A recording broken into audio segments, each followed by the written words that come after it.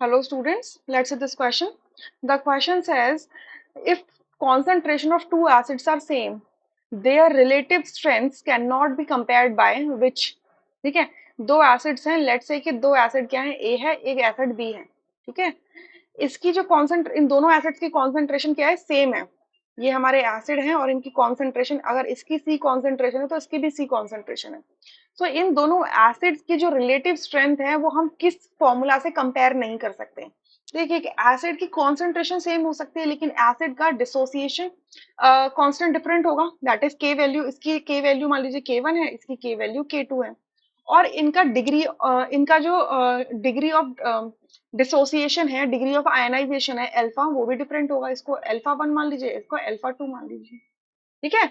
सो अगर ये दोनों एसिड्स अगर डिसोसिएट करते हैं तो इनका जो के ए होगा, देखिए कैसे डिसोसिएट करेंगे ये अच्छा इसको मैं एच ए कर दूं, इसको एच बी कर देती हूँ, ठीक है। H A and H B, H A and H B, तो ये वाटर के अंदर जाके डिसोसिएट करेंगे एच पॉजिटिव में एंड ए नेगेटिव में, राइट। सो इसकी इनिशियल कॉन्सेंट्रेशन क्या है, सी है, तो इसकी जीरो होगी, इसकी जीरो होगी, किस पर, टाइम जीरो पर। जब time is equals to T पहुंचेगा तो ये किसी डिग्री ऑफ डिसोसिएशन से ऐसा डिसोसिएट हो गया होगा, ठीक है। तो कॉन्सेंट्रेशन कितनी बचेगी, सी 1 - अल्फा 1। इसकी कॉन्सेंट्रेशन कितनी हो जाएगी, C अल्फा 1, और इसकी भी हो जाएगी C अल्फा 1। सो K1 इसमें क्या आ जाएगा, concentration of H positive, concentration of A negative divided by concentration of H A। तो यहां से क्या आ जाएगा आपका, K1 की वैल्यू क्या होगी आपकी, C alpha 1 multiply C alpha 1 divided by C 1 - alpha, ठीक है। सो आप देखो यहाँ से इसको सॉल्व करेंगे तो देखो एक सी से एक सी कैंसिल हो गया, बचेगा क्या, C अल्फा 1 का स्क्वायर डिवाइडेड बाय 1 - अल्फा।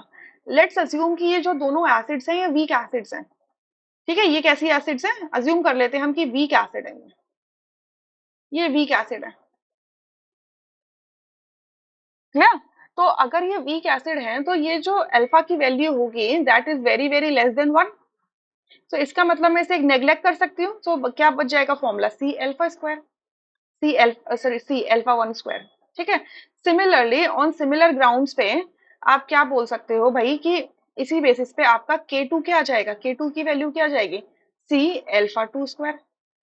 सो आप क्या बोल सकते हो, K1 आप क्योंकि दो एसिड्स हैं, अगर एसिड्स को अगर कंपेयर करना है तो उनकी डिग्री ऑफ डिसोसिएशन से भी कंपेयर कर सकते हो कि भाई उनका कितना डिसोसिएशन हो रहा है, कितना आयनाइजेशन हो रहा है वाटर के अंदर, कर सकते हो, क्लियर।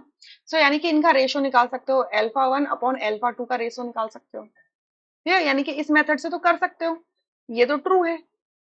अच्छा, H1 और H2 की कॉन्सेंट्रेशन से भी कर सकते हो, क्योंकि अगर सर्टेन एक एसिड के अंदर H पॉजिटिव की कॉन्सेंट्रेशन ज्यादा है और दूसरे में H पॉजिटिव की कॉन्सेंट्रेशन कम है, तो आप बोल सकते हो ना कि एक एसिड ज्यादा स्ट्रॉन्गर है, एक एसिड कम स्ट्रॉन्गर है, राइट। सो ये भी बिल्कुल ठीक है, दिस इज ऑल्सो करेक्ट।